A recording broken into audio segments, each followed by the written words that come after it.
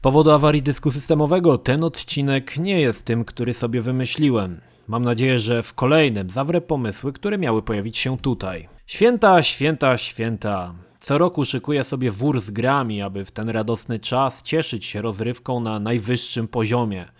Tak też w tym roku wzorem kalendarza adwentowego przygotowałem sobie gry, w które będę się zagrywał. Z tej okazji chciałbym również złożyć wszystkim wesołych, ciepłych świąt oraz abyście dostali 3 razy więcej tych gier, które do mnie przysyłacie. I aby wasza gwiazdka też była wyjątkowa. Uwielbiam święta. Popierdalać po zatłoczonych centrach handlowych z wyrazem wkurwienia na twarzy i mijać innych oszołomów z tym samym wyrazem na twarzy. Uwielbiam tych ludzi bluzgających na długie kolejki i drących się na rozwrzeszczane bachory, które zamiast klocków Lego dostaną jakiś drewniany samolocik albo inne gówno. A wszystko w takt muzyki. Kurwa pięknych kolęd, których prym wiedzie nasza polska tradycyjna kolenda Last Christmas. Święta, kurwa.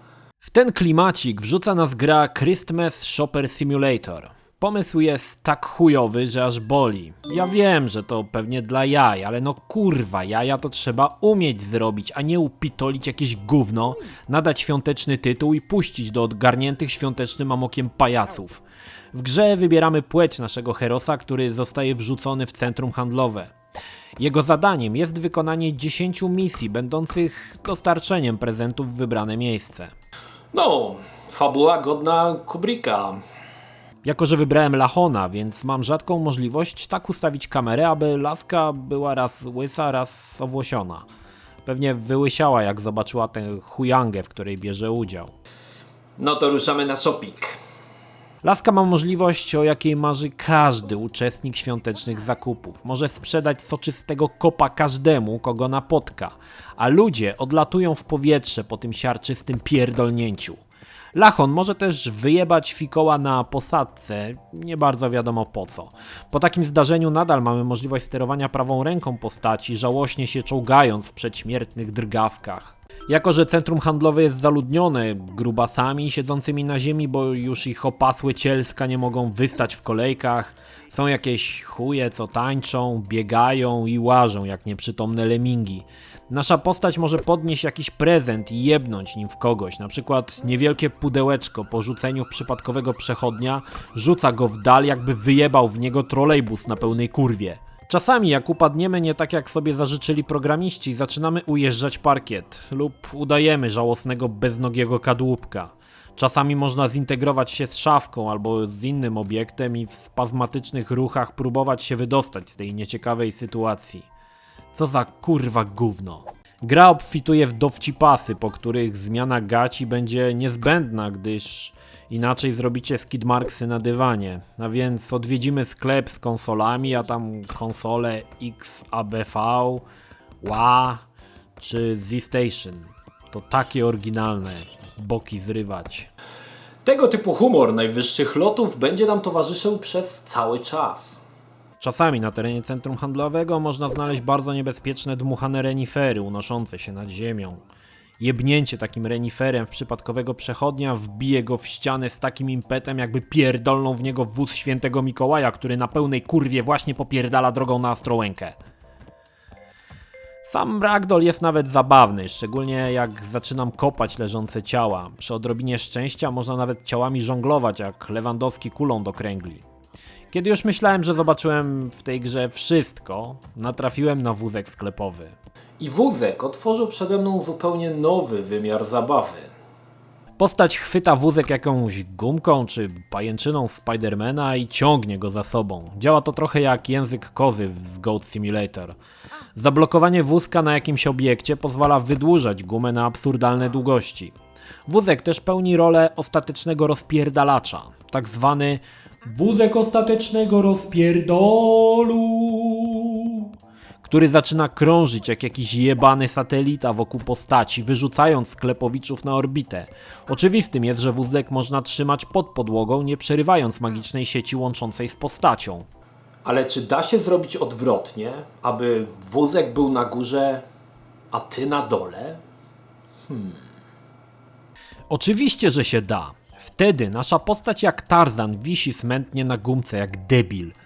Chujnia po całości. No okej, ale co z fabułą? No, fabuła to najnudniejsza część w tym zjebstwie.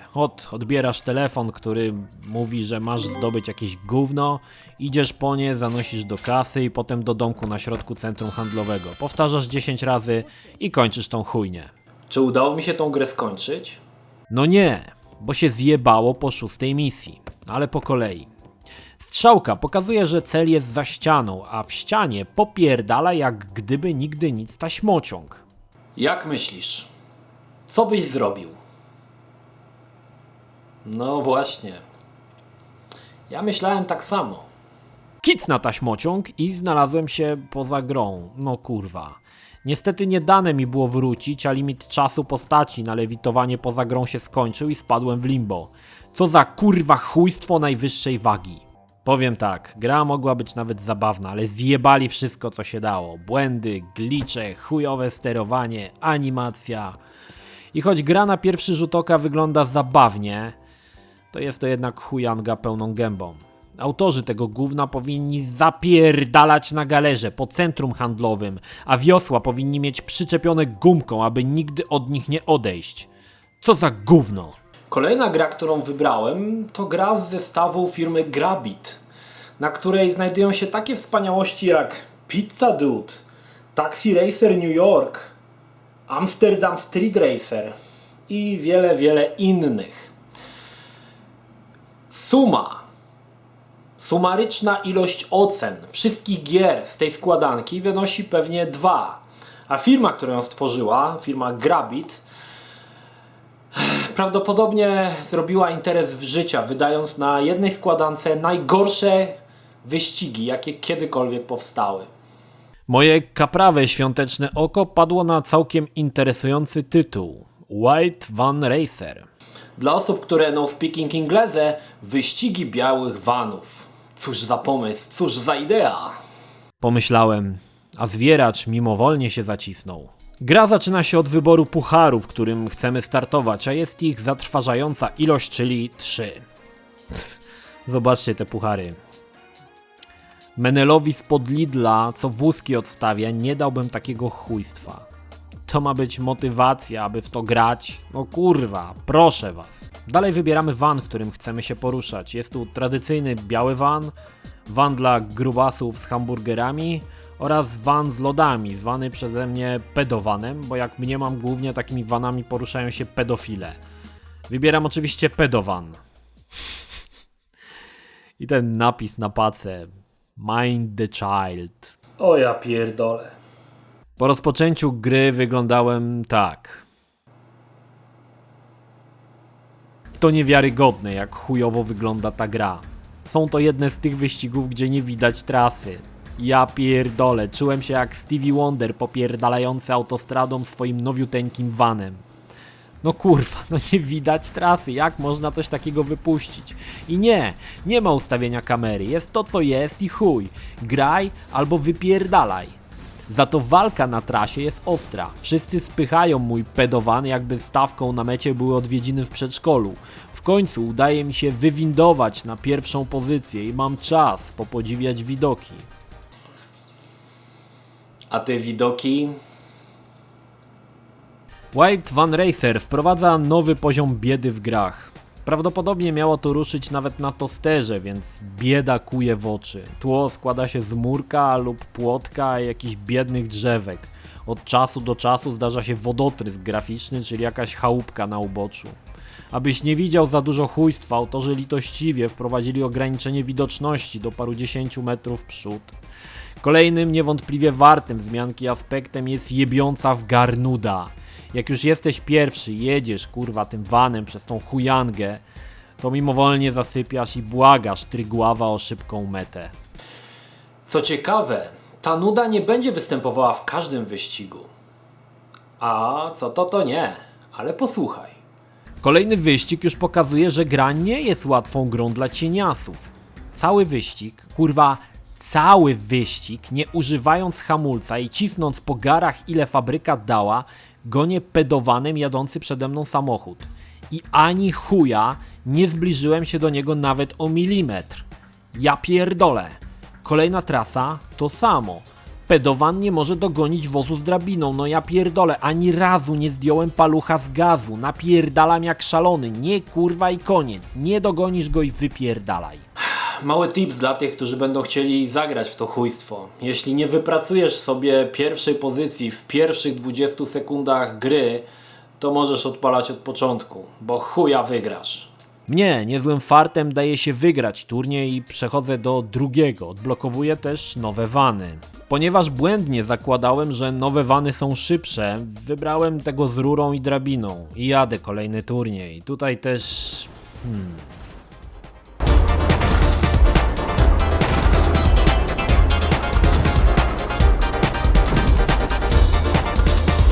Oczywiście nie wygrywam, bo reszta samochodów nakurwia pełną parą do przodu, a gra nie daje fory. W kolejnym wyścigu znów jestem kurwa drugi.